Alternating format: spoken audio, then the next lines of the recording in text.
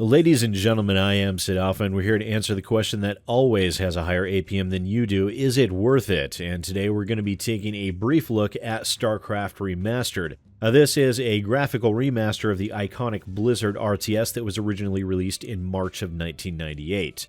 Now, for those of you that aren't aware of the reasons why this game has been remastered by Blizzard after nearly 20 years of life, here's a light background that barely scratches the surface. Now, StarCraft is, as I said, a science fiction franchise that focuses around the struggles between four different races: the highly adaptable and mobile Terrans, the powerful and telepathic Protoss, the ever-evolving hive mind insectoid race known as the Zerg, and the creator race known as the Xel'Naga.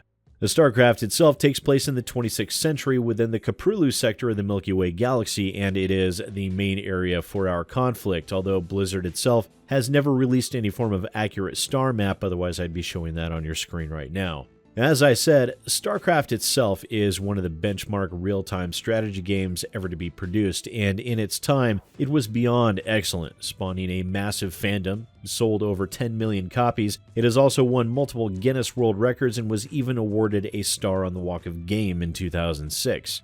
Its popularity and renown is undeniable, and never more so than in South Korea, where its status as an esport is exceptionally prominent. In fact, its widely regarded popularity, especially within the esports scene, even over its successor StarCraft II, that prompted the remaster to begin with. But as phenomenal of a game as it was, how has it held up after all these years? Well, that's exactly what we're here to talk about. Now, before we jump in, please bear in mind that Blizzard did promise that this would be a graphical upgrade only. They would not be fixing many of the issues that back in the day people were simply forced to deal with. This was by the request of the more prominent of the player bases in the esports professionals. Put quite simply, the esports scene wanted their old StarCraft back and were quite willing to dump StarCraft II in favor of the older and recognizably more famous game. Now, one concession they did make for the game was to adapt the game for modern resolutions and aspect ratios. This was an absolute necessity, as the standard resolution back in the late 90s was for SVGA monitors that ran at an average of an 800 by 600 resolution. Now, everything within the gameplay has been updated to run in modern resolutions, and the graphics are without a doubt worlds more crisp and clean than the original. However, the drawbacks to my mind are the fact that no modern improvements were made. The game still has all the same pathing issues and problems that it did in the original version.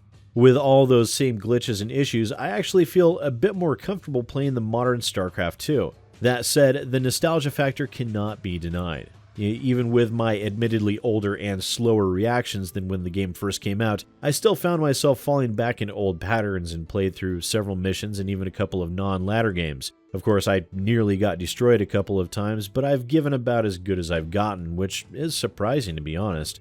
The game does support full online multiplayer and ranked with 1v1 all the way up to 8v8 matches, along with still having multiplayer LAN for those that would wish to go full nostalgia with a good old-fashioned LAN party. Now, with the original StarCraft and its expansion pack Brood War Remastered, there are well over 20 hours worth of single-player content alone, plus full multiplayer support with all of the maps that original StarCraft players know and love. And as with games of this type, the buggy UI and pathing might be a turnoff for new players, but at the same time, I'm somewhat excited to see a newer generation of gamers get their hands on this storied classic, and I hope that at least some of them will enjoy it even half as much as I did back when the original first came out. Now, the options menu for the remaster are not quite as robust as I had assumed they would be, but after taking a moment to consider, I reminded myself that this is a remaster of a 20-year-old game. There's absolutely no reason why every computer on the planet shouldn't be able to run this game at all in full resolution. They did include fully rebindable hotkeys for every unit and building for every race, which you will want to make use of. The stock hotkeys are a little too spread out, and for optimal play, you won't want to reach across to the other half of your keyboard. It just takes too long. That said, to answer the question, is it worth it? Well, even though the game does have the same issues that I remember from so long ago, it still has the same issues that I remembered from so long ago. It is immediately identifiable, and I even found myself falling back into methods of unit grouping in order to deal with some of those issues that I somehow remembered instinctively from so many years ago.